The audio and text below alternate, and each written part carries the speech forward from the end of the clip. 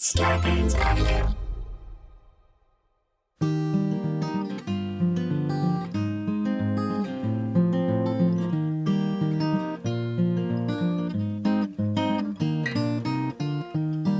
Coming to you live from our houses in Los Angeles, California, it's Nobody Listens to Paula Poundstone, your comedy field guide to life.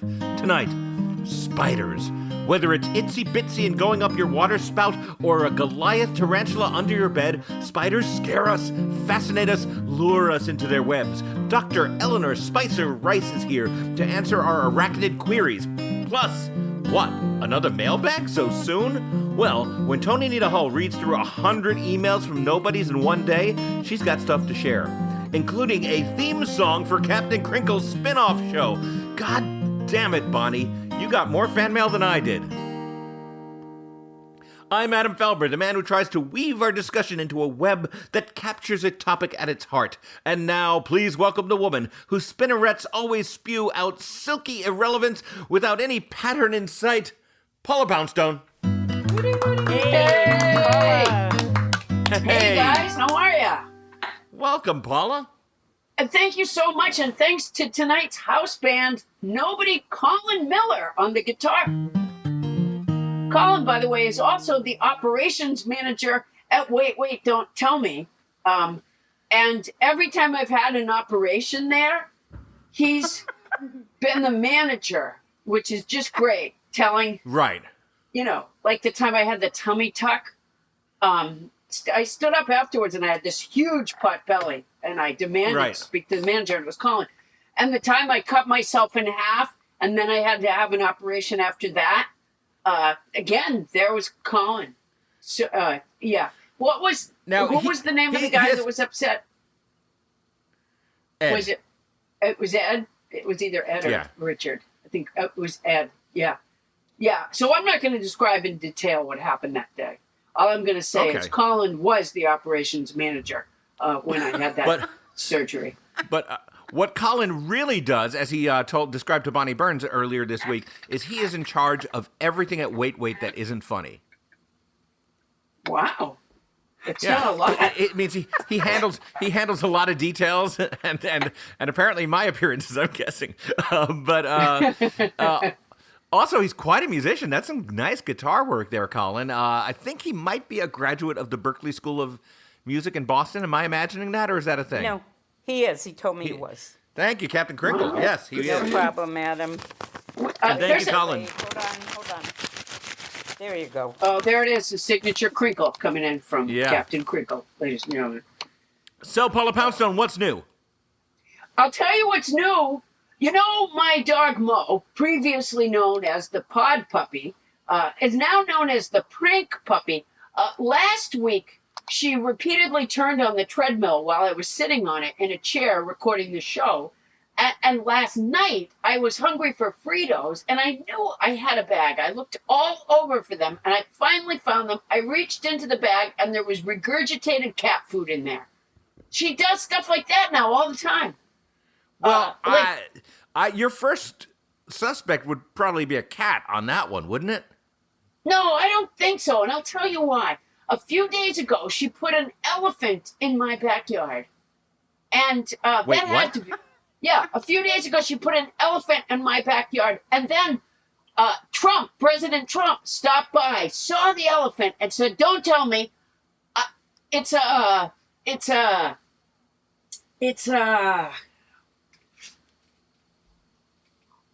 Trump. Yeah. Trump saw the elephant. He said, "Don't tell me." I get it, Paula. I thought he was going to. What it is. Yeah, I get it. So that was clearly Mo that did that. She's just been doing stuff like that lately. The pod prank, the prank puppy. That's who she's become. Yeah. There was something else I was going to tell you. What the heck was it? Oh, I know. I don't know. What? I got the coolest. I know we're doing mailbag at the end, but mailbag. I got the coolest note in the mail the other day, and a package. It's from some fans, Joe and Kathy. Okay. And they sent me these wooden Thomas coins. Oh. And they call them Thomas coins, as in, see, our Thomas coin is Thomas Coyne, but they Right. sent these Thomas Coins. They said that can be left in places that he is not, which is Right. a So brilliant to remind idea our because- listeners, Thomas Coyne was the survivalist back on episode 3 of this show who didn't make it onto our show. We were stuck with Captain Crinkle and Tony Anita Hall looking up how to survive a bear attack because Thomas Coyne never showed. And then after that, he also just ghosted on us. You know, he never answered another email or phone call. Yeah. So we've been engaged in a manhunt. So we've been worried to death about Thomas Coyne. So we asked our listeners at that time to begin searching for him. And listeners have. People come up to me all the time. So one of the techniques that's been helpful is to say where he isn't. You know, if you've looked somewhere. And as you know, I do not consider that to be a helpful technique. Well, you're concerned that we're wasting our energy recording where he isn't. But that's where these coins are helpful, these Thomas coins, because if you look someplace, you can leave the coin, which is great because then someone else isn't looking there again. So that's really helpful. Again, I love the idea of these coins, but there's no they're great. reason why that coin would indicate that he's not presently there. I mean, he's not there when you put the coin down, but there's nothing that's going to stop Thomas Coyne from just showing up and hanging out right on where somebody dropped one of those coins. You know, it's a little bit like testing for the coronavirus, isn't it? Yes, it's exactly like testing for the coronavirus. If you don't have it today, it's not that you're never going to have it. Yeah, exactly. And Right. by looking for Thomas Coyne so much, Yes. that's why we find him more than other countries, because our searching is the best there is, the best in the world, the best there's ever been. No one's ever seen anything like the searching that we have done. No one has done Thomas searching Coyne. like we have done searching. Yes. People say to me all the time. They say to me, and Yeah. to other people, I think, probably, Yeah. possibly, we'll see. But what they say is that our searching is unbelievable.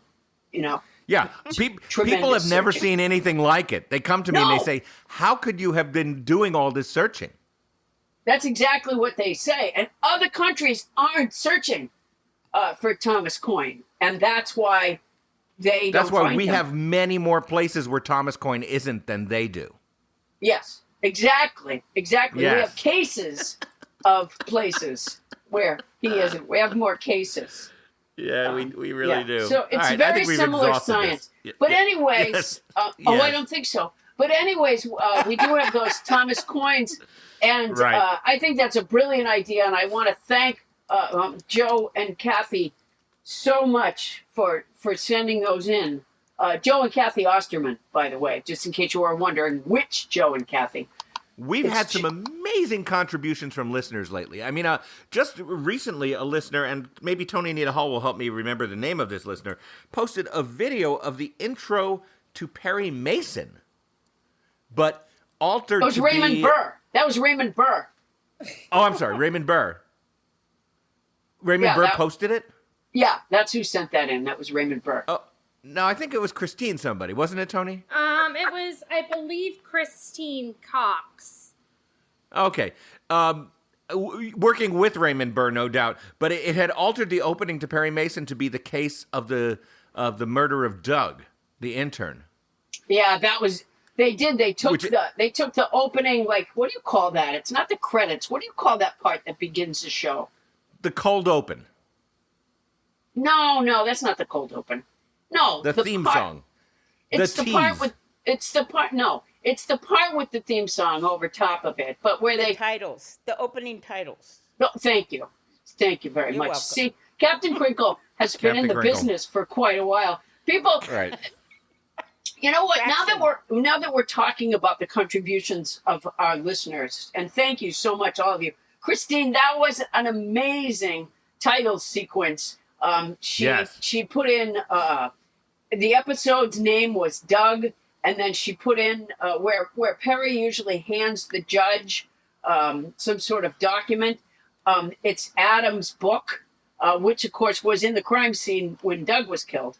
Oh my gosh! Right. When I mentioned Doug being killed, I shudder a little bit. Yeah, well, he was a great intern. And again, Yeah. all of you who are writing in and saying that we just came up with Doug spur of the moment because we wanted to have sort of an ongoing crime serial on our podcast. I mean, nothing could be further from the truth. And frankly, Paula and I are insulted, and Doug's family is insulted whenever you bring up those kind of aspersions.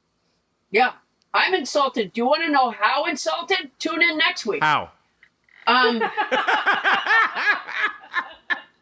the way, just so everyone knows, Bonnie Burns has been my manager for it's incalculable. I would have to cut her in half and read the rings to know for sure, but it's been like over 26 years, and she's done. She's the best manager there ever was, and she's done a fantastic job.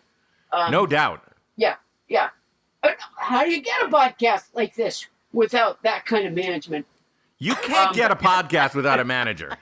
Are you kidding? Absolutely not. You can't. Okay, remember Burgess Meredith in Rocky? She's better than that. Bonnie's better than that. Yeah. Yeah, that's pretty amazing. Yeah. As long as we brought up Bonnie, let's do our weekly Around the Horn, find out how everybody's I feel enjoying terrible. their... I forgot to even ask how those guys were. My mistake. You guys. We do that every week since the coronavirus started. Bonnie Burns, Captain Crinkle, Paula's manager, our I producer. have a stomach ache. Why? Really? I don't know. I have phone fright. I'm not. What do you mean you have phone I'm fright? not You're a prepared. manager. I know. You have phone fright? That part, I think. You're afraid I to... do that part well. Now, Bonnie, was this going to be your contribution for What's New, Bonnie? Or is this just a... or is this just some random neurons firing? Yes. We could yes. stop now. No, what do you have? That's... Well, my daughter took the dogs and the cat to the vet. That's how much I've moved, gotten out of the house. And let's see. And that's not at all, because that's your daughter getting out of the house. No, that's my point. And outside of that, I've just been home. There's my update. Okay, thank you. Okay, Moving you're on. welcome. Thanks for tooling around. Hi, everybody. Hi, Bonnie. Okay. Boy. Tony Anita Hall, take us away. What's happening? Well, not much. No. But Did Bonnie's daughter take anything of yours to the vet? That's usually a good go-to. it is a good go-to. We were, you know what? We were in a crossword puzzle. Oh yes, that's a good thing to bring to the show. Yes, our podcast was in a crossword puzzle. Yep, it was in the Los Angeles Times and also the Washington Post. We were a clue. Very exciting. You want to read the clue? Yeah, so the clue was nobody listens to blank Poundstone comedy podcast.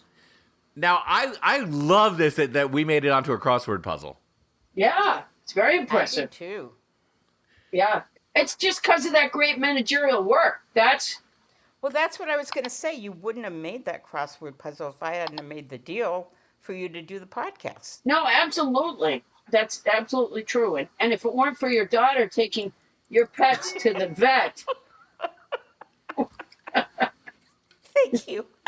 yeah, it's a whole, you know what? This is sort of like It's a Wonderful Life.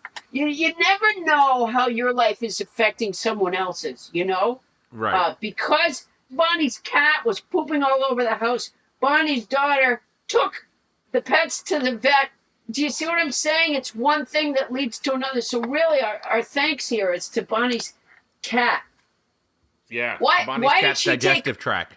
Why did she take them all to the vet?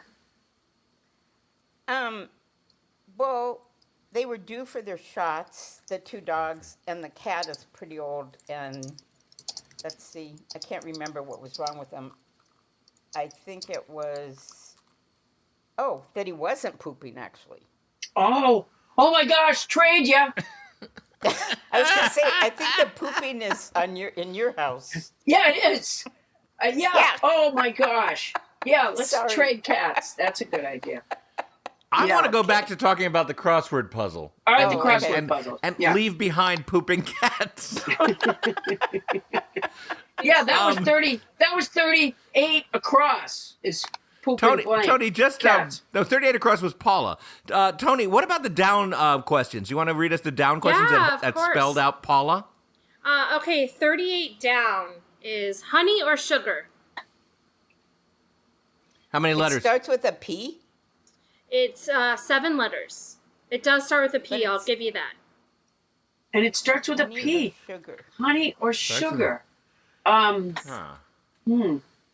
Honey or sugar. Oh, I remember this one. I got that one. Sugar. It's, Pet names. you guys want me to tell you? Yeah. I don't. It's pet names. Yep. Oh. Pet name? Pet name. Oh, like Sweetie Pie? Yeah. Yes. Yeah. Like, don't be a Oh. Bonnie kitty doesn't cat. like it.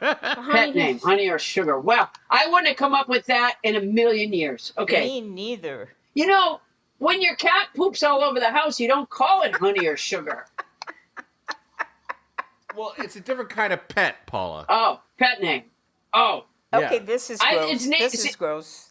Oh, she's got I something have to gross ask to say. this. All right. Wait. Okay, so Ed's when going my to be cat... so upset. No, it is. I have to I'm ask already this, though, upset. Paula. Bonnie is And all the time interrupting we've with, known each other, this is but gross. Okay, it's gross. So So you Then why are we cannot say it talking if you about want. it? no, I have to ask. Okay, Do so you? when our cat poops, the dogs lick his ass. Do your dogs lick your cat's Why are we ass? doing this? I'd like to go on Bonnie. vacation. Like land. It's like asking Bonnie a question on the show.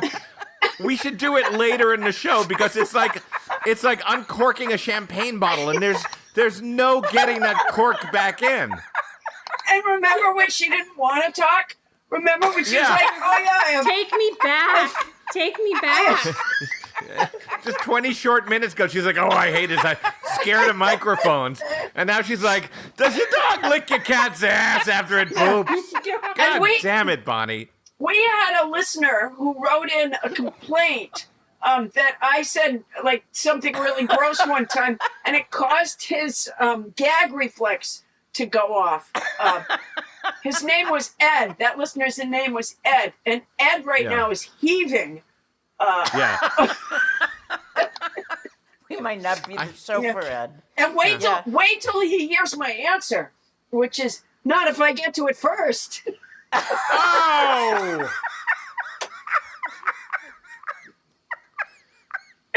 We know when we take Oh, a I'm break, which will hurting. be soon, Bonnie. I want you to think about how you started that little anecdote with "I have to say this." Because what I would suggest is maybe you didn't.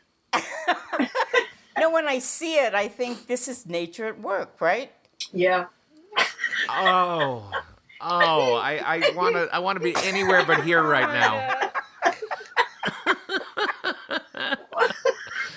Hey, Paula, do you have a vocabulary word this week? Oh, yeah. It's,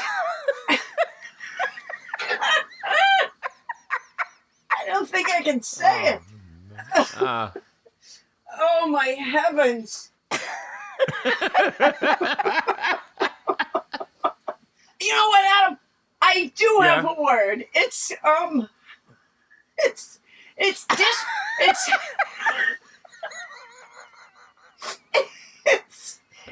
I'm crying.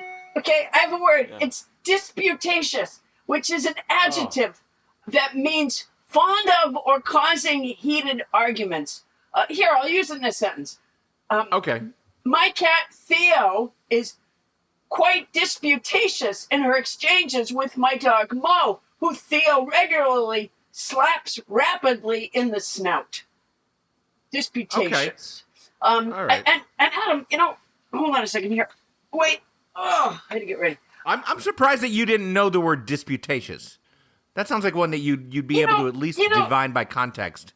So often when I say the word, you'll tell me if it's a good word, or you'll say you're surprised that I don't know it. I'm not putting out words that I knew already. The words are words that maybe I've heard it before, but I wasn't exactly sure. Or just, I don't know, words that I didn't know. I don't have a big vocabulary. Well, I'd say that you do now. Don't I wish? I mean, after all these months of Word of the Week, and with your amazing mnemonic. Well, that's my goal, is so that, because the pandemic is taking a toll on my memory, it's a lucky thing that I have the vocabulary song to help make disputatious, for example, my own. Here's this week's word is disputatious. It's an adjective that means fond of or causing heated arguments. Fuck you, I don't want your 2 cents. Last week's word was inveigle. It's a verb that means persuade someone to do something by deception or flattery. I love you, Mom. Will you buy me a new phone battery? The week before that, we had revivify.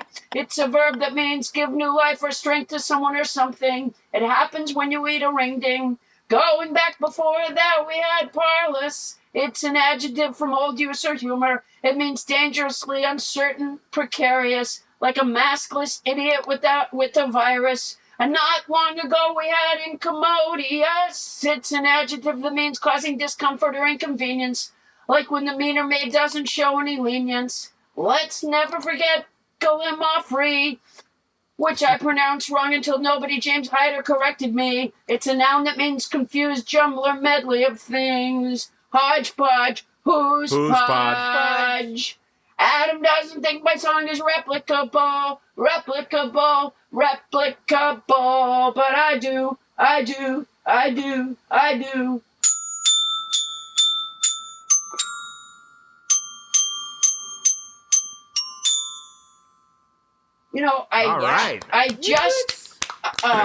was away over the weekend because I was in Vienna at the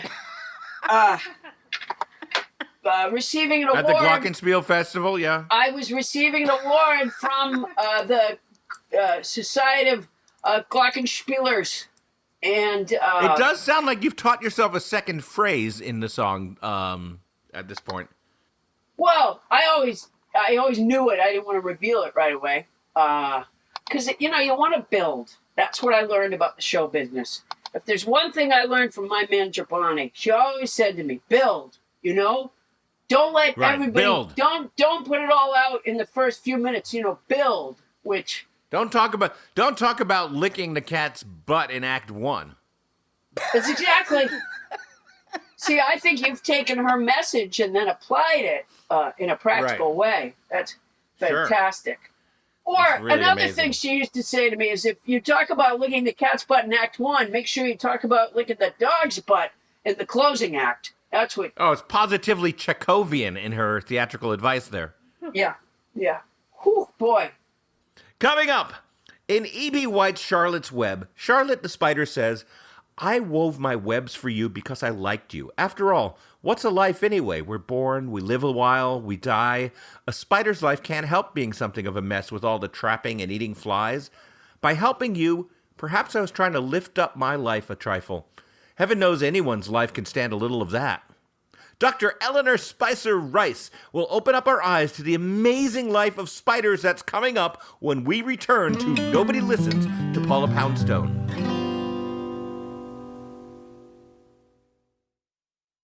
Get fresh, pre-measured ingredients and mouth-watering seasonal recipes delivered right to your door with HelloFresh, America's #1 meal kit nowadays. HelloFresh lets you skip those trips to the grocery store and make home cooking fun, easy, and also affordable. You know what's weird is you just say HelloFresh and my mouth starts to water. I'm like, I've become Pavlov's dog over this HelloFresh thing. HelloFresh's recipes are so delicious, and they offer many recipes to choose from each week to help you break out of your recipe rut. I'm not sure that I would say that I was in a recipe rut. I have raisin bread with peanut butter and blueberry jelly every night of my life, except for the nights that I have HelloFresh. What I really enjoy about them is... That's the definition of a recipe rut, Paula. but I do like peanut butter and jelly. But they have vegetarian meals, which is great. So you can choose from family friendly recipes every week, as opposed to family unfriendly recipes. Oh, I subscribed to a family hostile meal service, and it was terrible. Yeah, stuff like zucchini a la not for you, little boy. Right. That that's... And mashed potatoes and nails. Oh, the family hates that. Yeah. Yeah, exactly. Noodles not for Nancy. Noodles not for Nancy. And we have a family member, my Aunt Nancy, who hated that one. HelloFresh offers contactless delivery to your doorstep for easy home cooking with the family. They cut out stressful meal planning and grocery store trips so you can enjoy cooking and get dinner on the table in more or less 30 minutes or even 20 minutes with their quick recipe options. And you can save up to 28% by using HelloFresh as opposed to your grocery store shopping trips. You know, one of the things when I made HelloFresh, I made the farro one time. I think that's how you say it. Farro, sure. And I didn't think I was going to like it because I didn't think I was a large grain type of person. But it turned out that I loved it, and it was a big enough serving that I put my leftovers in the fridge and had them again the next day. And the second day was even better. HelloFresh is committed to giving back. HelloFresh is committed to making fresh, delicious food available now more than ever and has taken extra steps to keep its employees and customers safe. HelloFresh donated over 2.5 million meals to charity in 2019, and this year is stepping up their food donations amid the coronavirus crisis. Wow. Go to HelloFresh.com/Paula80 and use code Paula80 to get a total of $80 off, including free shipping on your first box. Additional restrictions apply. Please visit HelloFresh.com for more details. That's HelloFresh.com/Paula80 and use the code Paula80 to get $80 off.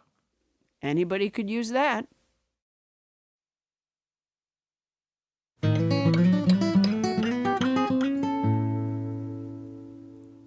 On this day in unremarkable history, Robert E. Lee said, "Well, I guess that's it then."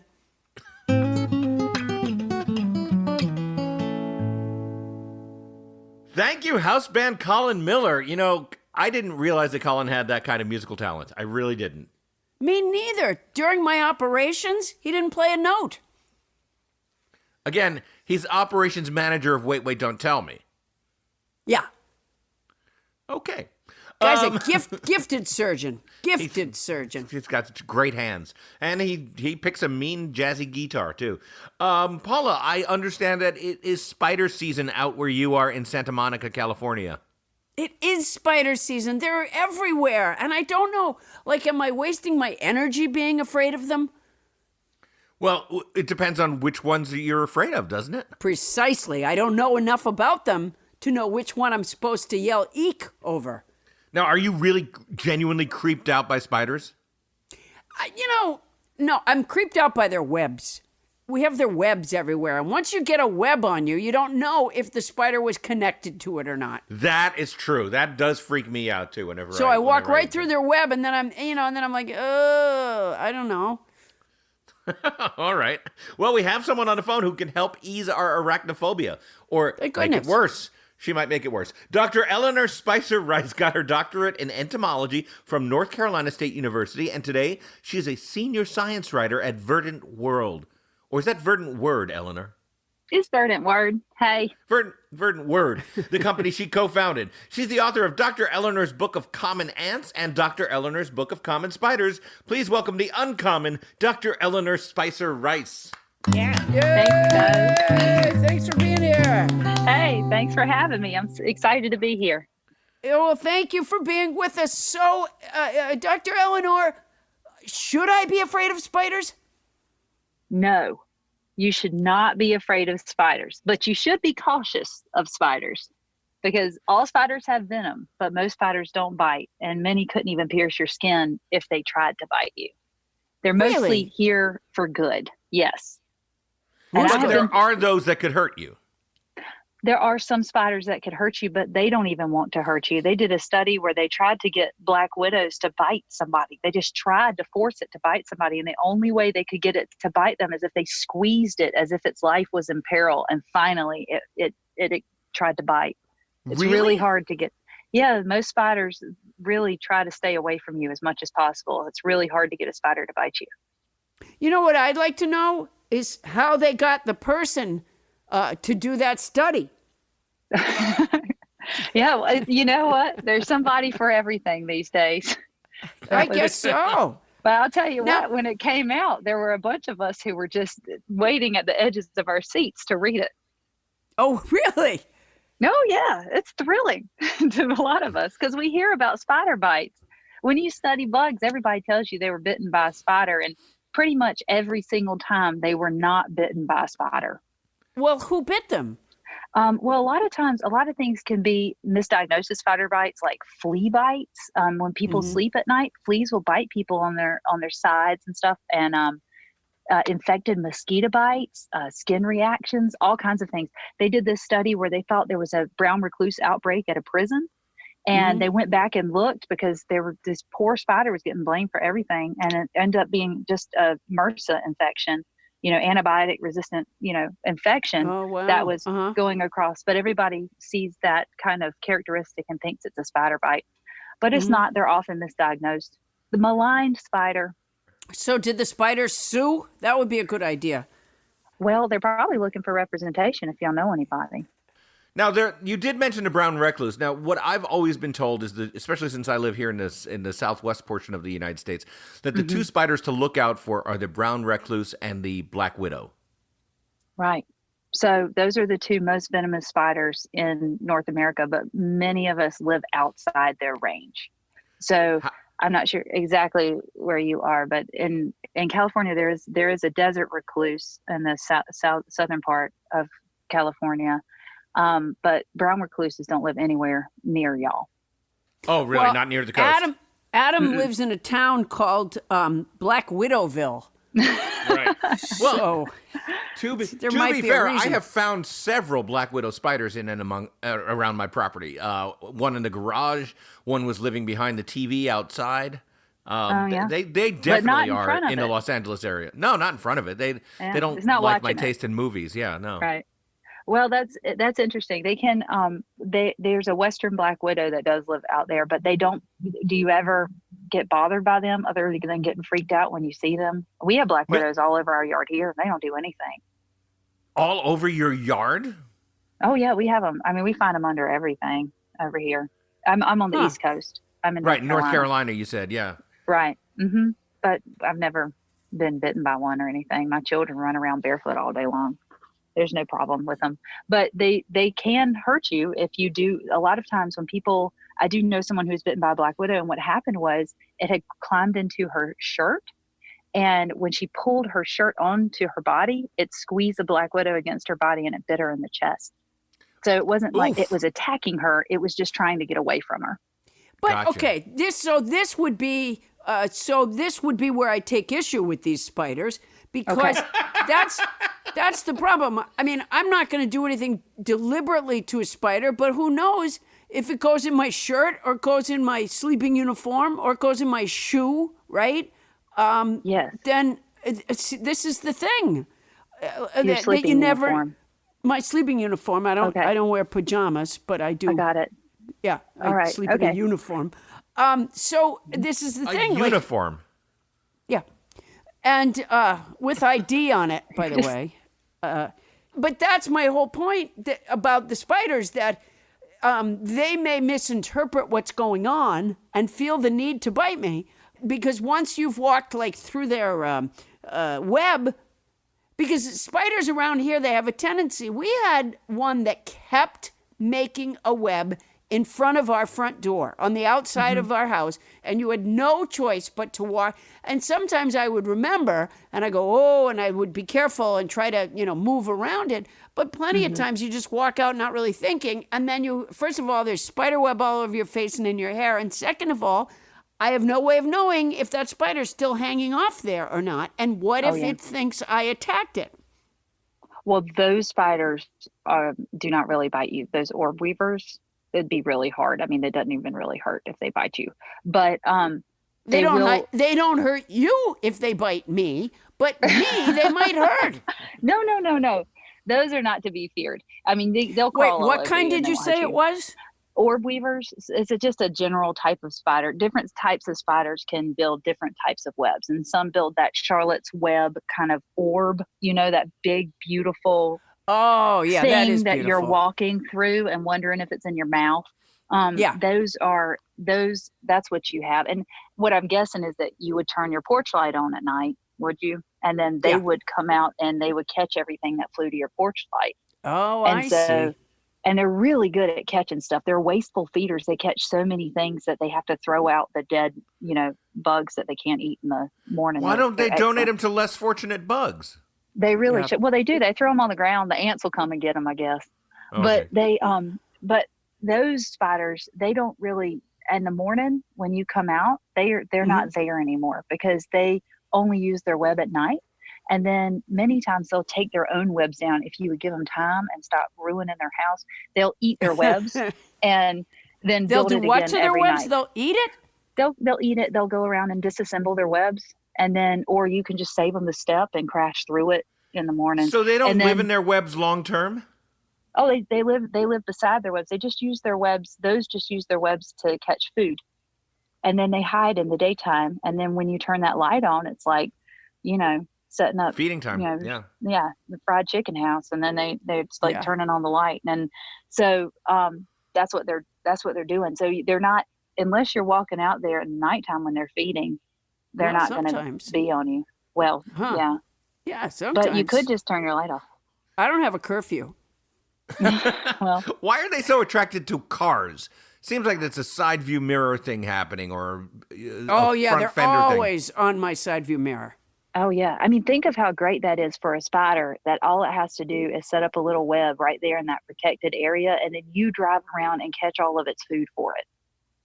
Oh, wow. I mean, so you're we're getting doing a- like to-go orders for it. You are doing like the fast food for spiders. Yeah. You're like, Yeah. you are their joint. And so Yeah. you're making their little house for them, and you're protecting them in there. You're not going to swat them because like, who cares? And then they just eat all the bugs that you're running into. Oh, so they like cars because they move. Yeah. You're doing good for them. Get a little breeze, get some Huh. naps. I mean, they don't have to sit there in your driveway all day long. I mean, you're moving around getting stuff for them. It's a Yeah, pretty well, great way to be. The stay-at-home order has probably upset them Oh, yeah. because I don't drive that much anymore. Now, Well, you my might daughter, need to feed them.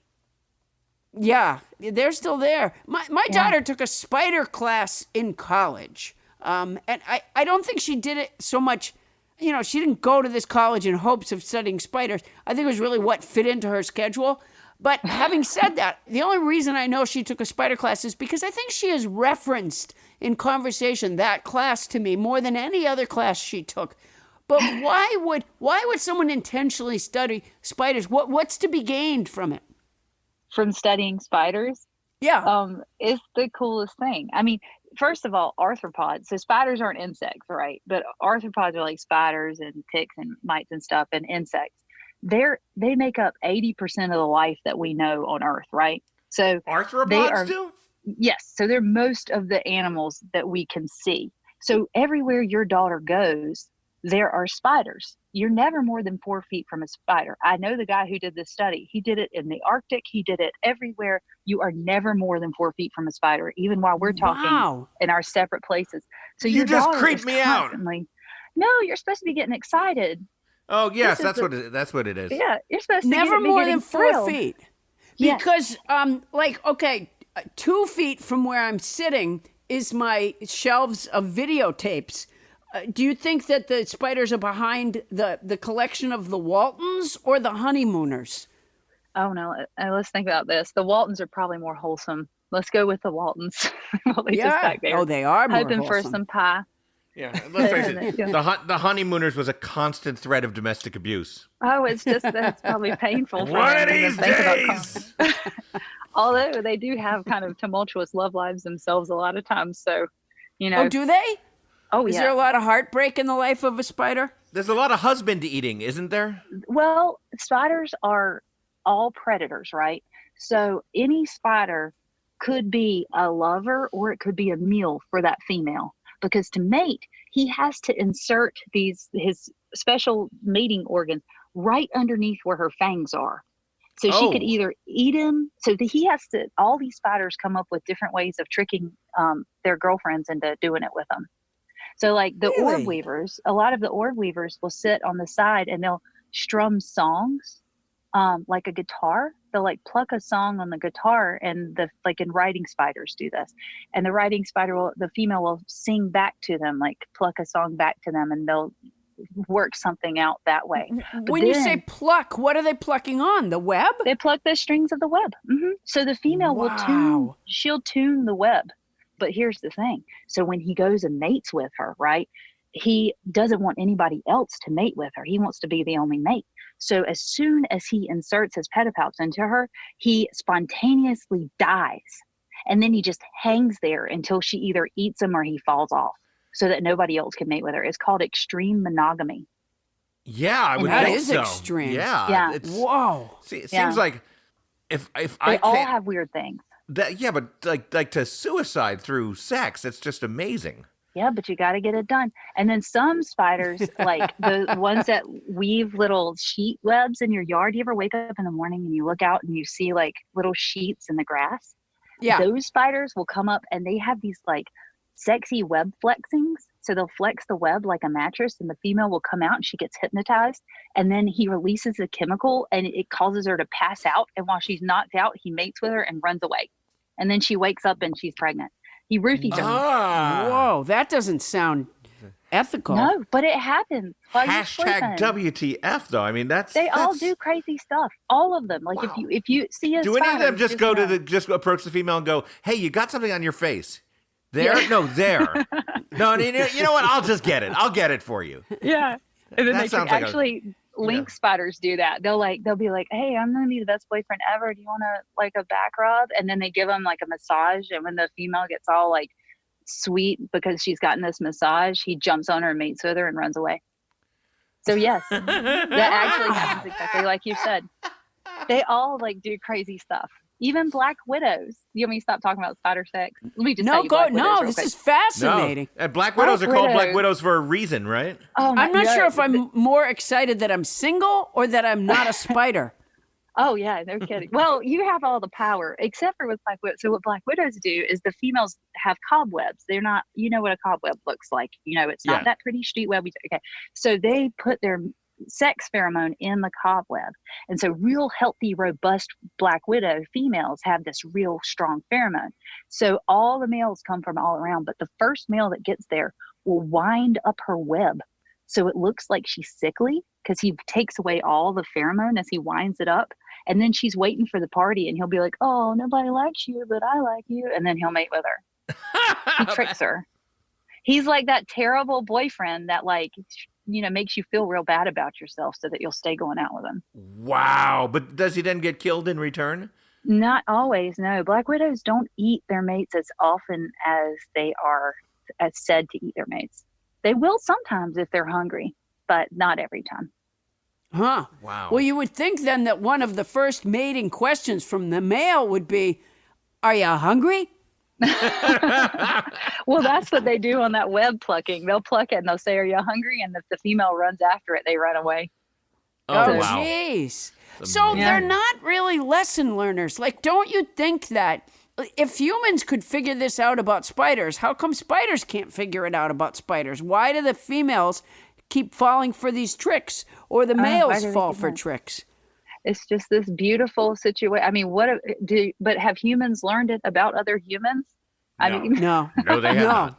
No, that's a good it's point. easy to, Very good I point. bet the spiders behind the Waltons are like peeking out at y'all every night. And I'm like, Why haven't they figured it out? Yeah, I think you're right. Yeah, wait till they hear about 2020. Yeah, spiders all over the world are like, they're morons. Yeah. All right, now, if I find a spider in my house and somebody is here, years ago, then people always go, don't kill it. And by the way, I never kill it. I always grab them in a Kleenex and take them outside, and then I just sort of dump them.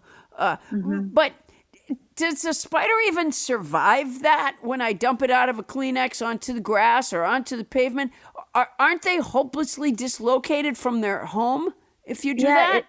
It really depends. Well, first of all, the best technique for picking up a spider is to take a clear glass and put it over the spider and then slide like a postcard or something underneath it. That way you're staying as far away from it as possible and it hurts the spider less. But yes, fewer than 5% of the spiders that live in your house right now have ever been outside. They've never seen the outdoors. Most of them are there to be with you and to help your life. Now, when the seasons change, sometimes you get some that wander around and accidentally make it into your house. And a lot of those are the ones that can really freak you out because they look real big and freaky. But yeah, when you put a lot of them outside, they don't do too well in the outdoors. So what should I do? Just leave them alone. They're going to try to get back in anyway.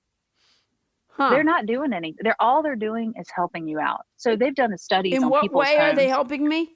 Well, they eat your pests. So in people's houses, they've done studies on people's homes, and the average house has more than 100 species of arthropods living in it. The average house, not dirty houses. Species is different types of arthropods. So it's not 100 bugs living in your house. It's 100 different types of bugs living in your house. Okay. So I may as well live outside. You might as well, but your house is this beautiful, crazy ecosystem, and spiders are a top predator and they're a really valuable part of that ecosystem. So they're going through your house and eating all kinds of junk that you don't even want to deal with. And it's not just the spiders that you see. Sometimes it's a lot of times spiders that you don't see, that you don't even realize are there. I have this great spider. Can I tell you about the spider that lives on my ceiling in my bathroom? Go ahead. Y'all have them out there. I have a spitting spider in the ceiling of my bathroom, and this is why they're so great. They're so neat to watch. But what they do is they don't really like to hunt, but because they don't like to get near things to attack them. So what they do is they hurl these venomous death loogies at their prey, and the prey gets covered in the venom and the ook and can't move, and then it runs over and it'll eat it. So, and you probably have those in your house too. They're one of the most common spiders in North America. Well, I don't want that kind of spider in my house. That's gross. No, you can. No, it's adorable. You should see their little faces. And Bonnie already has a dog that licks her cat's butt. I mean, this is disgusting. Why do we have to do a callback to that? Because this was gross too. This whole spider thing is going to upset Ed. Oh, Ed, I think Ed has long stopped being a listener to Nobody Listens to Paula Poundstone. Ed, if you're out there, we really do want to hear from you, by the way. We want to hear how these last couple of weeks have been striking you and this interview. Dr. Eleanor, we had a listener write into us that he was upset that I had said something really gross. And so when he hears this spider loogie story... Oh, no. That's it. That's the end of Ed. Poor Ed. Yeah. I'm sorry, Ed. Well, the American Quakers had a proverb, and that was, if you want to live and thrive, let the spider run alive.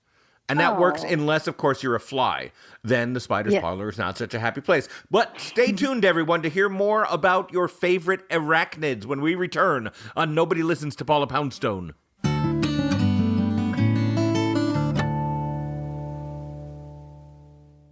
The cat of the week is Jackson from Normal, Illinois.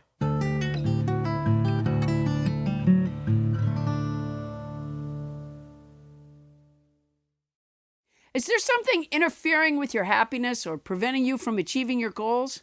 BetterHelp will assess your needs and match you with your own licensed professional therapist. You can start communicating in under 48 hours. And by the way, it's not a crisis line and it's not self-help. It's professional counseling done securely online. There's a broad range of expertise available which may not be locally available in many areas. The service is available for clients worldwide. That means you, minor outlying islands, you can log into your account anytime and send a message to your counselor. You'll get timely and thoughtful responses. Plus, you can schedule weekly video or phone sessions so you won't ever have to sit in an uncomfortable waiting room as with traditional therapy. BetterHelp is committed to facilitating great therapeutic matches, so they make it easy and free to change counselors if needed. It's more affordable than traditional offline counseling, and financial aid is available. BetterHelp wants you to start living a happier life today. Visit their website and read their testimonials that are posted daily at betterhelp.com/reviews. For instance, extremely helpful and very supportive. I wish I knew about this app and had Megan as a counselor sooner. Talking with her is something I am very grateful for, and I look forward to our weekly chats. See? Here's another one. In just a short time, Mary has made a huge impact for me. Her style is compassionate and direct, driven by concrete steps and strategies to move into a better space. I look forward to continuing to work with her on healing and growing. See? So visit betterhelp.com/Paula. That's better, H-E-L-P, and join the over 1 million people taking charge of their mental health with the help of an experienced professional. In fact, so many people have been using BetterHelp that they are recruiting additional counselors in all 50 states and perhaps the minor outlying islands. Nobody Listens to Paula Poundstone listeners get 10% off your first month at betterhelp.com/Paula. That's better, HELP.com/Paula.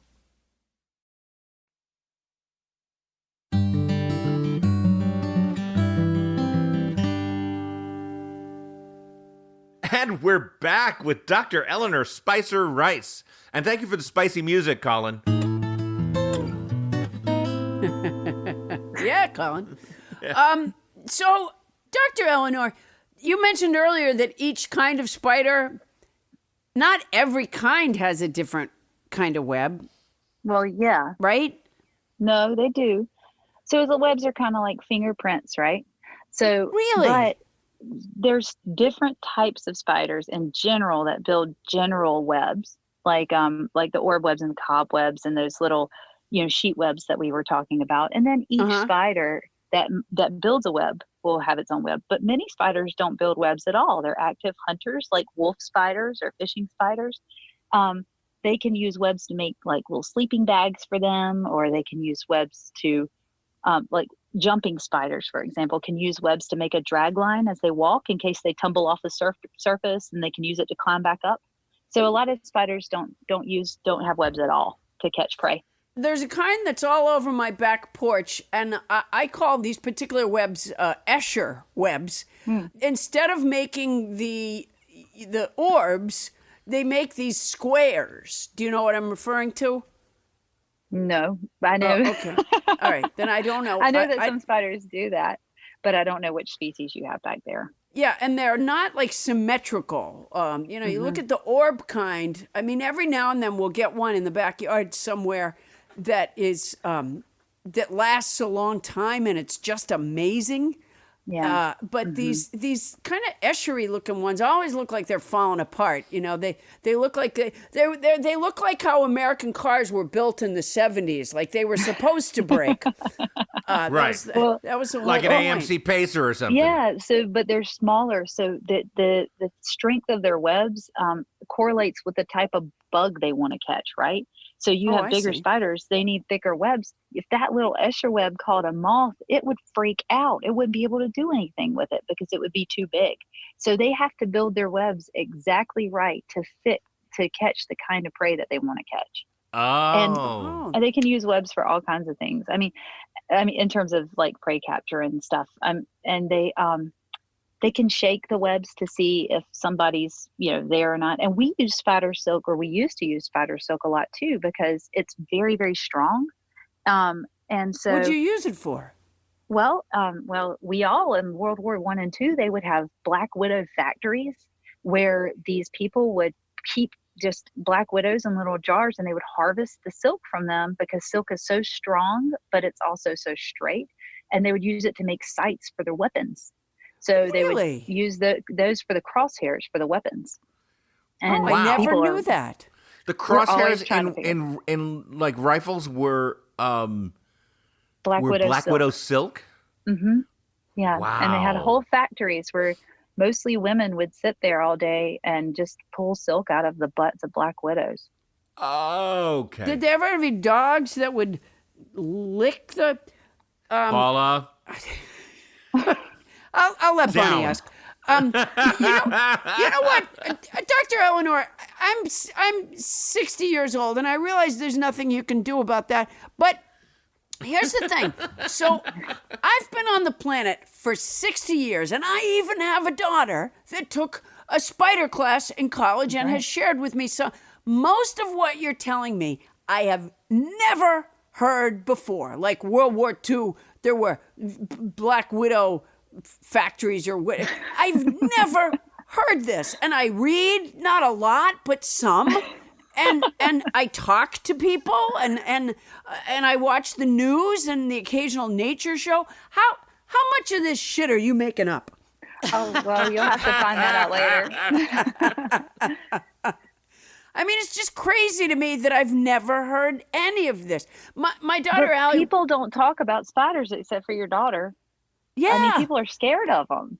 Yeah. 20% of us have like genuine arachnophobia. What is that about? Really? Why do we have it? Well, they've done some studies say that we could be genetically predisposed to fearing spiders, just like we are to like, just to save us from things. But most of the studies that have been conducted say that we teach each other to be afraid of spiders. They freak us out. And so, like when I was little, somebody told me that my granddad was bitten by a brown recluse, which I now know is totally impossible. But I was Right. terrified of spiders. Like up until I was an adult, I was so afraid of spiders. I So almost what wrecked my flipped the car. switch for you? I wrote a book about spiders and I learned what they were doing. I mean, as with most things in life that we're afraid of, when you get to know it, you realize that it's actually pretty fascinating. With humans too, just people you're afraid of or being afraid of experiences or something. When you get to know what's happening, it's fascinating. Now, what about the big ones? What about the ones that really freak people out? Like, I'm talking about tarantulas and on up and above, like those giant ones you see in pictures of from Australia and stuff. Those don't creep you out? No, they don't creep me out anymore. They're just neat little things that are doing stuff.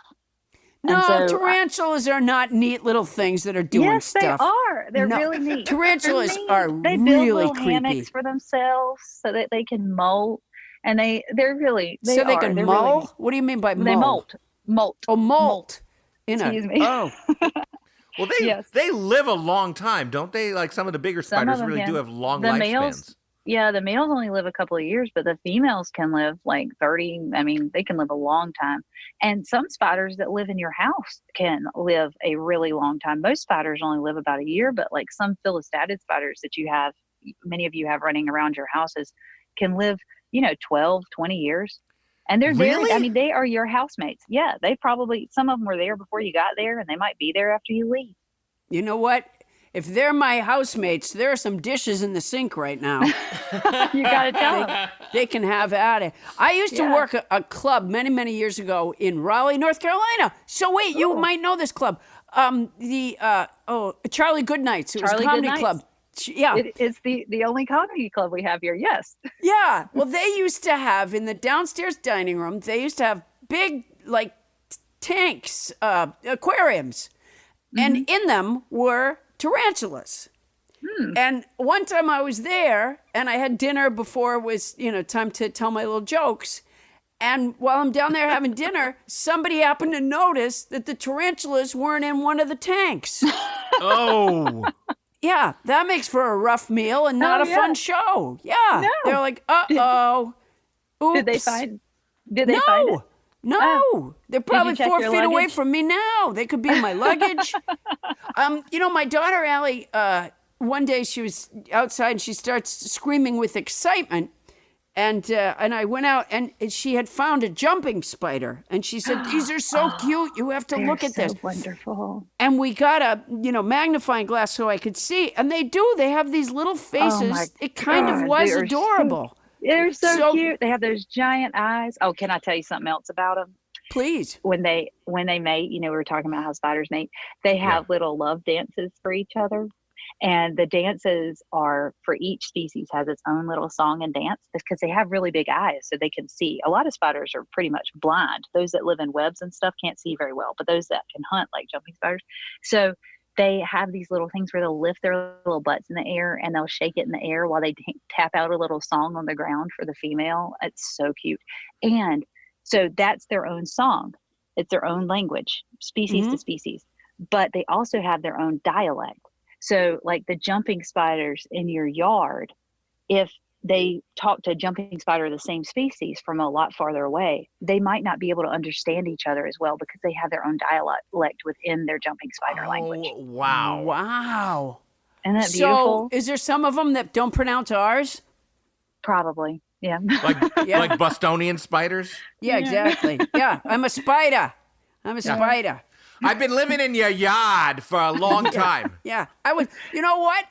I seen some other spiders in your car, right in your side view mirror. Yeah. I can move them from your car if you want. It won't be hard. Yeah. Yeah, you know what we haven't had? Fucking spiders. So I could go for a fly right now. Who's with me? I like it that you describe, very much like my daughter Allie, when you even hear the term jumping spider, you jump a little yourself. Oh, yeah, they're so cute. Yeah, and that's how she describes them, as cute. But I do have to say that when you see them like through a magnifying glass, the little face, you just can hardly believe. Oh, they look like they've got mustaches. Yeah, that nature had that kind of attention to detail. Oh, yeah. It's wonderful. And I was just going to give you a little trick, since it is the end of summer, on how to find hunting spiders in your backyard at night, just in case you want to be freaked out. If you walk outside with a flashlight, they have eye shine like cats do. So if you shine your flashlight kind of low to the grass, you can see all their eyes glimmering at you. Really? That just made my life that much creepier. Yeah, and I that is do it creepy. several nights in a row because sometimes the weather's just right and you will be totally surrounded. I mean, the population density can get so intense in your yard. Sometimes I go out there and I'll see a few, and then sometimes I'll go out in my yard and it looks like dewdrops all over the grass. And there's so many of them out there. Wow. Maybe it is dewdrops. It could be, but when you walk up to it, they run away. Oh yeah. Not a lot of dewdrops do that. You got to follow it down to the spider to make sure. Yeah. Yeah, they don't retreat. Now we're hearing all these really cool stories about spider sex. But do they have families? They don't have families. They don't hang out with their mate, right? They're not sociable. Well, it depends. Like crab spiders, these spiders that live in the heads of flowers and stuff, they have this like terrible boyfriends also that like jump on their backs once they finally get up there, because they have to wander up and down flower stalks until they find a flower that has a crab spider on it. So once they get there, they're not going to let her go. So they're kind of clingy boyfriends. They hang out with her until she's like finally going to lay her eggs. But there are spiders like wolf spiders, that the ones I'm telling you that you're going to see in your backyard, they hold their babies on their backs for a long time until they're ready to go away. So a lot of times you'll see a wolf spider with spiderlings just packed on her back, and she just walks around with her little baby spiders until it's time for them to go somewhere. But they came from eggs, right? Yep. So they carry the egg case around with them, and then when they hatch, all the babies come out and crawl onto her back, and then they just stay back there until they're old enough to go away. It's pretty cute if you look at it, but if you are afraid of them and you kick one and hundreds of spiders, start running all over you, that's your own fault. So those are really cool, and you can see those now. I've started seeing them now. Now through about September, you'll see wolf spiders, mamas with babies on her back, and but a lot of spider babies, what they do is they need to disperse across the world, right? I mean, they need to get away from the web because their mama could eat them, because their mama can't see very well and she doesn't know who's who. So what they do when they hatch is they go to the highest place they can, and they release a little tiny filament of silk into the air. And the wind and the Earth's electrostatic fields cling to that filament. And they pick the baby spider up, it's called ballooning, and they carry her away to somewhere else. And so... Yeah, we all saw that in Charlotte's Web at the end. Right. Oh, yeah, so that's what they were doing, and they have no idea where they're going to end up. And so they're really good at colonizing new environments that way. But sometimes, because it works with the electrostatic fields, what happens is, or just a few times in recorded history, is that all the ballooning spiders at one time will converge in one place, and they'll find places like whole towns that are totally covered in like millions and millions of spiders. Wow. It looks like snow. Wow. It looks like the whole town has been snowed on. They usually, because basically they're leaving the nest, they're moving out. Right. And so usually, especially in August and September, they will stop by Target and get all the Extra supplies. long sheets. Yes, that's right. The extra long sheets. Yeah. Well, this is amazing. It is Thank amazing. you so much. Now I'm scared to even be alive. Well, no, you're supposed to be thrilled. I'm a little scared and a little thrilled. I'm gonna take a flashlight to the backyard tonight and figure out which I am. All right. Thanks to Dr. Rice, we've learned that much of what we thought we knew about spiders was a web of lies. And now, Dr. Eleanor, we're going to take the information you gave us and run it through the old Poundstonator. Paula? Colin Miller, first of all, thank you so much for stitching me up. And now, if you could give me a little background music, I will tell you what I've just learned. Thank you. Perfect. Well, I'll tell you what. That was fascinating. Dr. Eleanor, you taught me so much, but I have to confess, it may have been pearls before swine because there's only one fact that's gonna really stick in my head, and that's the one that says you're only 4 feet away from a spider at any given time. You know what that means? I don't see any spiders, so that means that right now a spider is spying on me. I'm standing in the middle of my office/bedroom, and I am gonna turn in every direction and look exactly 4 feet away from me until I find that spider. I look to my right, and there's the honeybee book that I got out of the library before COVID, and we'll have to launder Russian oligarch money from Deutsche Bank in order to get a loan big enough to pay the library overdue fee. And I still haven't read it. I'll bet it's behind that book. No, not there. I turn a little further to the right. I'll bet it's behind the turntable or the fax machine or under the answering machine, which would explain my outgoing message having been changed to, "You have reached a big fucking spider. Leave a message quick. I'm gonna have sex tonight and I'll probably be eaten." No, it's not there. I know, it's behind my glass-framed Where Angels Go Trouble Follows movie poster. Let me get a clear glass and a postcard. I'll get it. Ah, shit. Not there either. Neither is Thomas' coin. Let me put this coin here. I turn a little more to the right.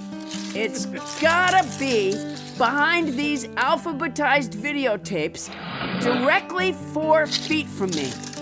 Stardust Memories, Strangers on a Train, Streetcar Named Desire, Stormy Weather, Stir Crazy, Sunset Boulevard. If it's behind that one, I'll name it Max.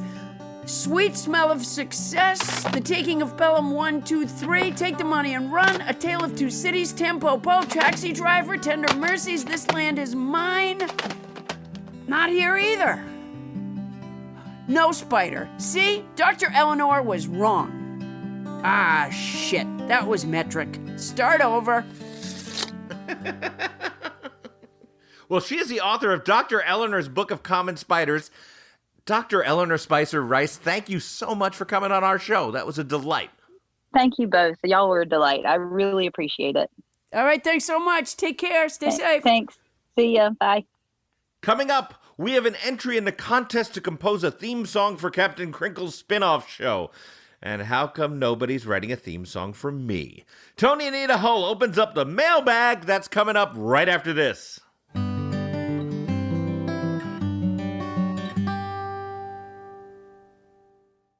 Hey guys, Randy Sklar here. I want to talk to you about what I'm wearing under my pants right now, and they are my favorite underwear in the world, and they are Mack Weldon's. Mack Weldon makes the best men's underwear and clothes, but the underwear I'm just telling you, I've never had underwear like this in my life. I've worn them so much. They bring me so much comfort. They feel good. I can sweat in them and don't stink. I'm just telling you, I exercise in these things. I wear them all the time. I feel great on stage when I'm wearing them. I started wearing the silver. That's my favorite, is the silver pattern, or I don't even know what you call it, the silver type. And I literally got rid of all my other underwear when I started and bought 8 pairs of silver. So I'm telling you, they sponsor our podcast, but I would use this stuff no matter what. They're just, they are made so well. They stand up so well. They fit so well. They fit under your pants and under your shorts so well. They don't bunch up. Again, I can't really say enough good things about the silver brand that they make. It is the best. I have sweatpants from these guys. I've got golf shirts from Mack Weldon. Everything they make is so good. They put so much care into it. They started from scratch. They engineered their own fabric. They made sure the design process was meticulous so you can count on the fit being the same each time. They really care about all that stuff, and it's shown in the work. All I can say is, it's the best underwear I've ever had. I got rid of everything else once I started wearing it, and I only buy those. And the folks at Mack Weldon, they're amazing. They've created their own totally free loyalty program called Weldon Blue. Level 1 gets you free shipping for life. And once you reach level 2, by spending $200, Mack Weldon will start giving you 20% off every order for the next year. It's amazing. These guys are incredible. I love their stuff so much. For 20% off your first order, you visit mackweldon.com, MACKWELDON.com/Starburns, and enter the promo code Starburns, STARBURNS.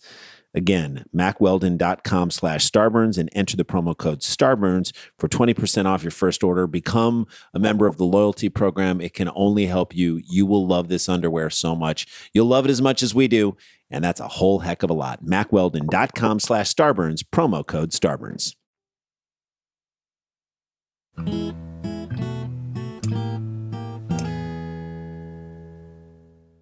Fun fact, research has shown that young children ask a question every 2.5 minutes, averaging about 300 questions a day. And in America, 90% of those begin with the words, "Can I have?"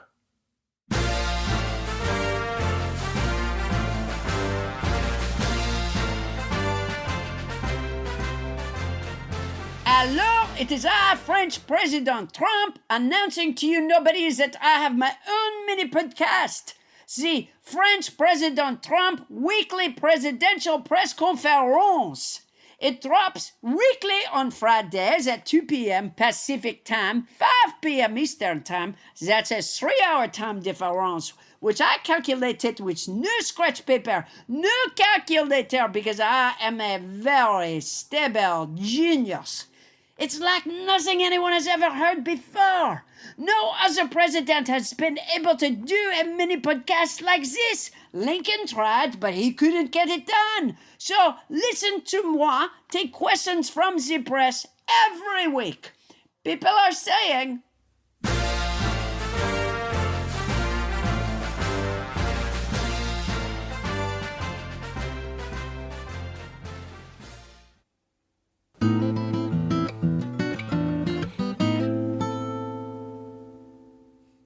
And we're back. Thank you, house band Colin Miller. You are shredding on that jazzy guitar. Tony Anita Hall, you Yes. read through 100 emails from nobodies the other day. I did. How was that experience? It was loads of fun. I do love hearing from our nobodies. They're the best. All right, well, that necessitates a segment that we love. Ladies and gentlemen, it's time for Mailbag. Mailbag. Thank you. Thank you, auxiliary house band Paula Poundstone. there it is, Adam. Thank you, Paula. All right, Tony, what you got for us? What's on the hopper? I'm not finished playing. I can't do it. Adam's here again. Okay, go ahead, you guys. Sorry. Okay. Mailbag. Okay, so we actually got a wonderful. I knew it. We got a fabulous theme song for Captain Crinkle. Fantastic! Because a couple of weeks ago, we debuted a sort of a demo of her eventual podcast. Yep, exactly. And I put on Facebook, I asked for some theme songs, and we got one from Nobody Sydney Atwood. And I have to tell you, it's a treat, so I'm going to play it for you now. Welcome to 4 painful hours of life that you'll never get back. Ask for a story, she'll Google a fact. It's a big Alamofrey of talking and blocking out, staying on Emperor track. Go I've got Uda. an inkling there'll be lots of crinkling, especially if something important is said, like sorry, can't hear, there's an earbud in here. Just make sure to hide bubble wrap when she's near. And if you should long for a song to be honestly famous, don't count on her iTunes career. She fought with the captain in gloomy trench bottom. Still one fateful day, 'twas the Gouda that got him. In her conversation ain't scrawny, but goddammit Bonnie. My body lies over and over again about trivial shit. Paula's jokes she don't get. But don't throw a fit, please just listen to this. May just resemble a runny word dump, but at least she's still way more coherent and funny than President Trump. Won't he know? Wow. That is fantastic. There you have it. That's was that really from? great. Nobody Sydney Atwood. Wow. Oh, Sydney Atwood. That was really Wow. special. Yeah, Sydney, you should be doing so much more with yourself. Than writing Captain Crinkle theme songs. Absolutely. Yeah. Wow, I'm impressed. Sydney, you have to, what'd you say, Paula? What was my advice? You have to open big and close bigger? Sydney did that. I forgot your advice. Sorry. That was incredible. Thank that you, was Sydney. incredible. Yeah. That was really impressive. All right, Tony Yeah. Nita Hull, what else is in the hopper? Yeah, no, I love this next email. Hello, Paula or Bonnie or Tony or Adam. My name is Noah Helton. I'm an 18-year-old entering my first year of college, and I'm interested in your internship offer in your last episode. I'm aware that your dear. previous intern was met with an unfortunate demise, and he is no longer with us. I'm sorry Poor for your Doug. loss. However, I cannot help but see the opportunity in his misfortune. I'll be going to University of North Carolina. My mom and I love your podcast. We've listened to every episode. And thanks to this podcast, we have dozens of inside jokes that none of our family understands. Thank you for your time, and I am excited to hear back. Best, Nobody, Noah Helton.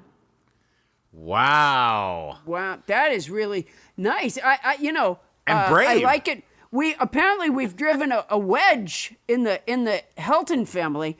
Noah and his mother being on one side, and the other little Heltons being on the other side, because That's they have all fine. these If inside they wanna- jokes.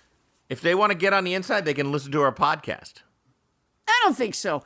I feel that our podcast is really for Noah and his mother. You know, the thing that I've come to realize is we're not for everyone.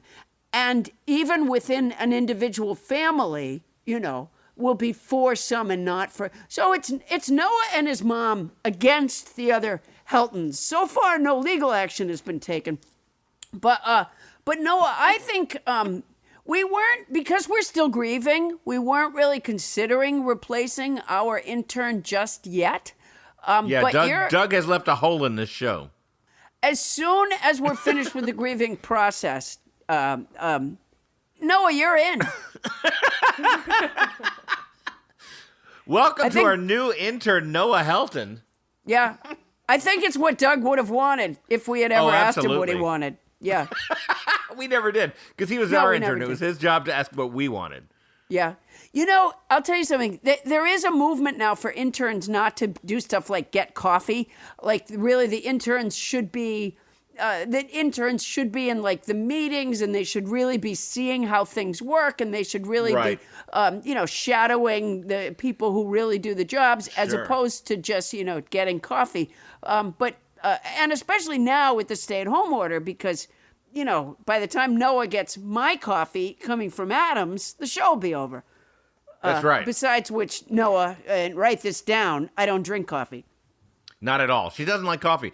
I think, one thing that Noah might benefit from around here on our particular show is a rule that we passed that Security. we're calling It's security. We're calling, He'll benefit from security. Yes. Yeah, because I we wouldn't. passed a rule called Doug's Law, and that is recognizing the fundamental right of every intern to not get murdered.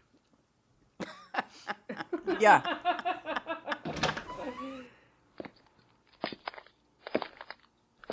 Oh, hey. Hi there. Excuse me for a second. Excuse me. Hi, what are you doing here? Put a mask on. You're in my house. Who are you? Oh, yeah, I'm sorry. You got me. I shouldn't be in here, I guess. I'm so sorry to interrupt, Miss Poundstone. I'll just be on my way. What are you doing here? I'm sorry, miss. I should have introduced myself. I'm Detective Tom Delano from the Los Angeles Police Department, and I don't mean to bother you. I was just poking around. Do you have a warrant? You're not allowed to just poke around my house. You know, I asked myself that same question. Here I am, investigating the murder of an intern that was killed miles from here. So what am I doing at the home of the lady who hosts the podcast he worked on? Wait a minute. You mean Doug the intern? Am I a suspect? Oh, no, ma'am. No, ma'am. Absolutely not. Oh, no. Geez, no. I'm sure you're very broken up over this. I am. Oh, yeah. Oh, there. Oh, don't. Oh, please don't. Oh, geez, Miss Poundstone. I'm really sorry if I caused you any pain over this. That's Ms. Poundstone. I'm not married. Oh, really? An attractive girl like you? What a shame. Oh, I'm sorry. That was out of line. Yeah, go fuck yourself. And why are you wearing that trench coat? We're in Santa Monica. I know, it's a habit. My mother bought me this trench coat years ago, and whenever I'm on a murder case, I tend to wear it. It's not a big deal. I'm just gonna show myself out, okay? Yeah. Yeah, would you? Thank you. Yeah, Over yeah. there. No, totally I'm going to not do it. going near you. Oh, I'm staying 6 but, feet away from you, so go yeah, over there. No, I'm leaving, but, Miss Poundstone. I got a dog in the backyard that could fucking eat you. Oh, I love dogs. You should... yeah, you but won't like this dog. She does a lot of pranks. Okay. Miss Poundstone, before I go, though, one more thing. Yeah, what? What, You know, Detective Delano, what? I keep coming back to this book that was on the floor next to poor Doug's bastion head. I mean, if this Adam Felber is a suspect, why would he use his own book as a murder weapon? You know, I have absolutely no idea. It does seem a little clumsy now that you mention it. Clumsy, yes. That's exactly the word I was looking for. Gee, you're really good with words. Thank you. You might want to move. There's a spider 4 feet from you. Well, Oh, jeez. the reason I'm so good with words, sir, is that I have a helpful and informative vocabulary song that I add to every week. Well, what do you know? Isn't that interesting? You know, my wife, she loves those vocabulary songs. I'm going to tell her to listen to your podcast. Well, thank you. You know what? It's one listener at a time. Yeah, that's right. That's right. One at a time. That's exactly how it's done. Word of mouth. I know, right? But, on that topic, about this book by Adam Felber, well, just as a top of my head question, a lot of people might have a copy of that book, right? Well, it was definitely well reviewed. Right, and I'm sure as his friend, you have a copy, right, Ms. Poundstone? I do. I have a copy. He gave me a copy. Would you mind very much giving me a look at that copy? You know what? This room is a mess. I was just looking for a spider. I don't think... I don't really know where it is right now. I got partway through it and I couldn't understand it. I don't... I can find it. I can find it. Okay. I definitely do have it. If you're thinking that my copy of the book is the one you found near Doug's head with the divot in his head where the corner of the book fits in exactly, then you're barking up the wrong tree. Oh, I assure you, Miss Poundstone, that was the farthest thing from my mind. I thought maybe there was an autograph in it or something like that. Anyway, I was asking for no reason at all. You know what? That's better go. 5 feet. We're supposed to be 6 feet apart. Would you? You're back right. up? You're right. Yeah. All right. I'm gonna go. All right. Yeah. But you know, Miss Poundstone, one more thing. Good day, detective. Oh, and take this search warrant with you. Oh, you don't have one. Never mind.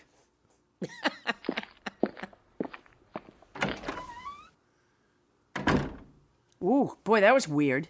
It sounded like somebody was visiting your house. Yeah. You know, we have got to solve this Doug thing. Well, if we and our listeners don't do it before these detectives do, I fear for all of us. You know what? I'm worried about Noah. Yeah, our new intern, Noah. Hey, yeah. Tony, let's get back to that mailbag. What else you got for us? Okay, here we go. I am Sergeant Sandra Dominic from the United States of America, currently serving in the U.S. Embassy as Chief Security Guard in Baghdad, Iraq. I have an important business proposal I would like to discuss with you for the benefit of us, and I'm waiting for your response. All right. What? Well, first of all, Sergeant Sandra Dominic, is there any way you could leave your post there in Baghdad, Iraq, and come protect Noah? Because well, he's gonna be fine. It's just we already had a tragedy, and right. So I hope it's not too much to ask of Sergeant Sandra Dominic to abandon her post with the United States military to protect an intern in North Carolina. All life is precious, Adam. Okay. I'm so curious about what her business proposal is. Yeah. Sandra, I guess the first thing I'd ask is, Tony, do you think this is on the up and up that Sandra Dominic is the chief security guard in Baghdad, Iraq? Absolutely not. Okay. You don't? Boy, I fell for it. Hook, line, and sinker. In fact, me too. I sent my Bitcoin to Obama. So I apparently just fall for stuff. Wow, me too. Well, Sandra, now that you know we're easy marks, please send ahead your business proposal. Yeah. Oh, because if there's anybody I want to go into business with, it's somebody who lied their ass off in their email. And gets away with it. Yeah, absolutely. Let's do this that. This is perfect. Yeah. Yeah. All right, Tony, more? Let's continue to hit that mailbag. Yeah, Paula, Adam, and crew, thank you for continuing to produce this podcast. During your planning meetings, where Paula and Captain Crinkle are both, quote, off the clock, how far off track do those conversations go? That's from Michael Schulman. Michael, oh my God, they Michael. Run like a finely tuned machine, those conversations. Yeah, if the machine is called the irrelevantator. No, what we do is, it's like we're going through files. We begin with a topic, and when we go around to each person and say, would you like to share your views on how we should open the show this week? You have 30 seconds, and in 30 seconds, that person is done. Yes, and then somebody says, do we want to do that? And Bonnie says, what? I wasn't listening. And Paula says, that's because you're multitasking, and multitasking doesn't exist. And Bonnie says it does exist. And I say, so let's just hear the idea again so that Bonnie can decide whether she agrees with it or not.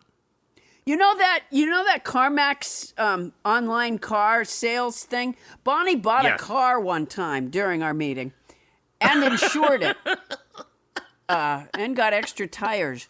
There is here's what happens, Michael. I, by the way, generally speaking, stay quite focused. But the others, it's like a dog that is laying in the yard and then all of a sudden smells a smell. Anytime a word is mentioned, like something will get said and they all pretend that they're listening to the conversation, and then it turns out they're Googling it, right? Assholes? You hear them laughing. That's exactly what they do. Like, it'll be something that's not even important at all. It'll be like, I don't know. Somebody will go, well, are all the Bee Gees still alive? And then we're like, okay, let's just keep moving on. And then slowly but surely, the Bee Gee information begins to surface as if they just had it in their head, like, no, I don't Yeah. believe that the Bee Gees are alive. Yeah, it's so annoying. And I should add, this is a little tip or a little nugget of trivia that you wouldn't know, is that the meetings are nominally being run by our writer, Ken Lezebnik, the guy who's almost never on the show, though you might remember the vastly successful summer serial from last year, Ken Lezebnik's America. And Ken is also susceptible to Googling, so the guy who's supposed to be moving us along is often almost as distracted as Bonnie Burns. Yeah. And then Adam is usually cooking, and he has us just in like a headset thing. And so you can hear fucking Benihana's through. So at one point he's like, you hear like, and that's because he just started the volcano with the fire that comes out through the chopped up onions. Yes. That that's not untrue. Yeah. So the answer to your question, Michael, is, those meetings go quite smoothly. They take almost as long as this goddamn podcast. Yeah. Yeah. We're, in fact, we're not even doing the podcast right now. This is yesterday's meeting.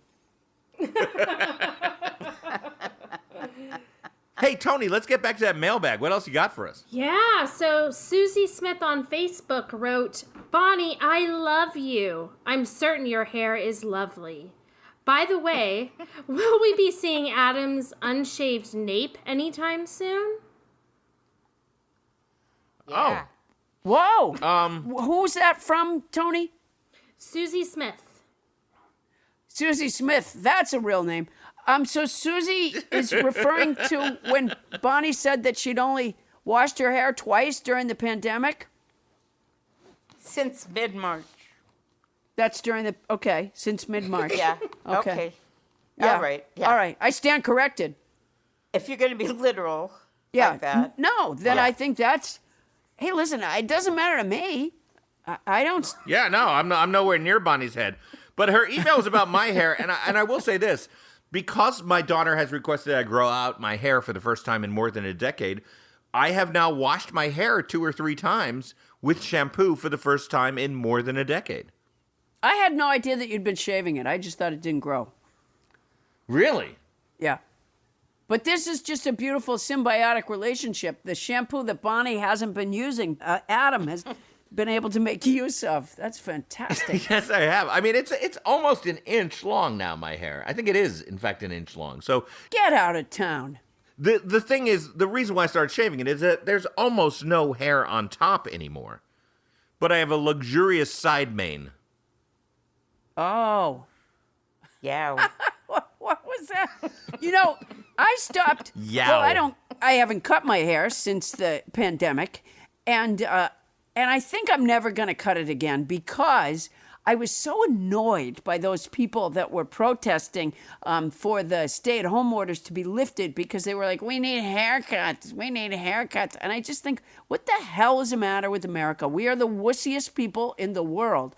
So my hair has gotten longer and longer. And the only real drawback to that is it is constantly in my mouth.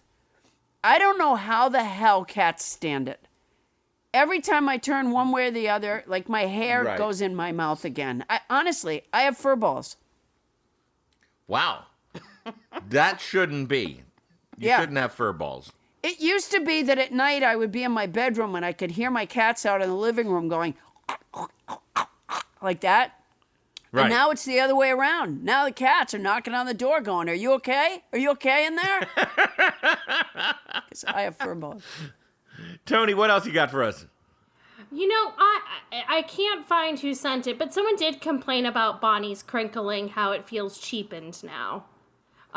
Because she only crinkles a piece of paper. There's no wrapper crinkling, and there's no crinkling noise in the background anymore. That's true. I gotta say, it's this damn COVID-19 stuff. Bonnie is no longer in the studio with us, so she's no longer off mic, where she did the worst of her crinkling. So now it's performative crinkling, whereas in the past, she'd just be, 15 feet behind Paula, taking out the day's newspaper or lighting a small campfire or whatever it was she was doing back there. And now she just performs the crinkles. Yeah. Sometimes she used to break up kindling Yeah. Break up kindling. Yeah, that's what she would do. So, yeah, Well- I have to agree with that email. Well, Yeah, me too. Tell that emailer, whoever it may be, to hang in there because COVID-19 will not last forever. It won't That's true. disappear magically either, but it will not last forever. And therefore, eventually, we will be back in the studio and Bonnie will bring bubble wrap. Oh, yeah, she will get right back to the program of just annoying the living crap out of me. Yeah. All Well, right, it's Tony. good. We have that to look forward to. Okay. Tony, is that mailbag? That is mailbag.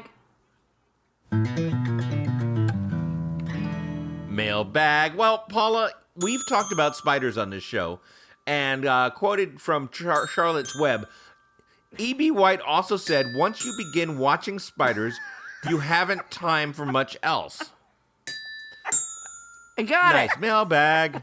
You finally got it. Now, I hope our Yeah, listeners you know will... what? You what? It's the orange one and then the red one. Any German from the fest would tell you that. Boy, did I enjoy that. You know, there's no more deserving person than me for that Glockenspiel award. No. There's nobody more deserving. Now, Paula, I was trying to segue into saying that if the listeners from our show will stop watching spiders or making theme songs long enough to at least check out the Poundstone product line. I had it once. Yeah, you know what, Adam? There are so many. There are so many fine acquisitions at my store. It doesn't take long to check out at all. It's paulapoundstone.com. You can get the Poundstone pussy pillows. Wendell has corrected me. I used to say they were like 2 inches by 3 inches. Not true at all. They're 4.5 inches by 5 inches. They're huge and they're full of fresh nip that your cat will enjoy. On one side, there's a cat joke, and on the other side, I'm happy to autograph it to your cat. When you fill out the form online, there will be a space where you put in your cat's name, and it'll be done. Say the word, and it'll be done.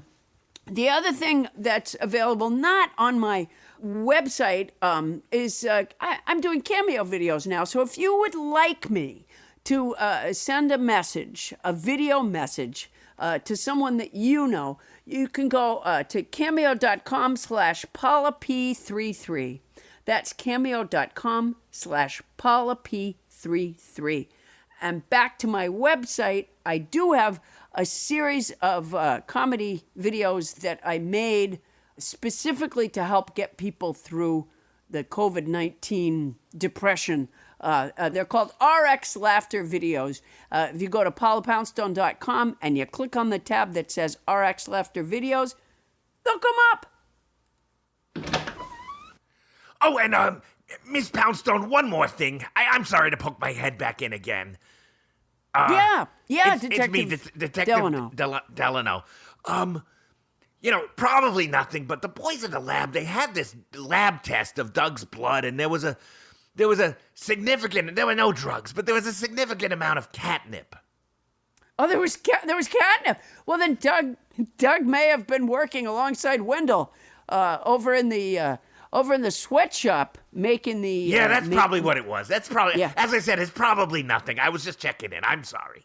Well, thanks very much, because I know you're desperate to clear my name. Oh, absolutely. Of course. You were never a suspect. Anyway, I gotta go. All right, we want to hear from you nobodies out there. If you want to enter our theme song contest, send us a sync show description or just drop us a line. You can do it by sending it to nobodylistenstopaulapoundstone@gmail.com. Once again, that's nobodylistenstopaulapoundstone@gmail.com. Oh, you can you can find me and Adam on Instagram, Facebook, and Twitter. We're all over the place. And check out our Facebook page at Nobody Listens to Paula Poundstone. That's our show. Nobody Listens to Paula Poundstone is hosted by Paula Poundstone and yours truly, Adam the Felber. Special thanks to our guest, Dr. Eleanor Spicer Rice, and thanks to our house band, Colin Miller, Operations Director for Wait, Wait, Don't Tell Me. Our show is produced by Paula Poundstone, Adam Felber, Bonnie Burns, Ken Lezebnik, and Tony Anita Hull. Mixing by Michael Hoagie. Starburns production by Land Romo. And thanks to former intern Doug and to our new intern. What's his name again? Noah. Noah, thanks, Noah. Welcome aboard. Technical direction by Jessica Gutierrez. Transcription services for the show provided by TranscribeMe, a premier internationally used transcription service. Use code Paula Poundstone when placing your order at transcribeme.com to receive an expedited service. That's our show for tonight. Won't somebody please listen to me? Wow, Paula, that detective showed up at your house twice. He's sniffing around. That's the thing. Yeah, I'm just saying he hasn't been at my place even once. Yeah, well, I'm gonna tell him to go to your place. I'm just thinking maybe you should lawyer up, Poundstone. Nah, I'm not afraid of him. Just spiders, huh? You know what? He walked like 4 feet from where I was. That detective was at one point standing 4 feet from where I was. And you know what that means? He might have killed He's a spider? Oh, he killed a spider. Yeah. I didn't want to freak him out, but like, there's got to be a spider right under you. If you're 4 feet from me, there's got to be a spider right under you. Unless I'm the spider. Unless I'm his spider. And he's yours? Yeah. This thing goes deep. Yeah.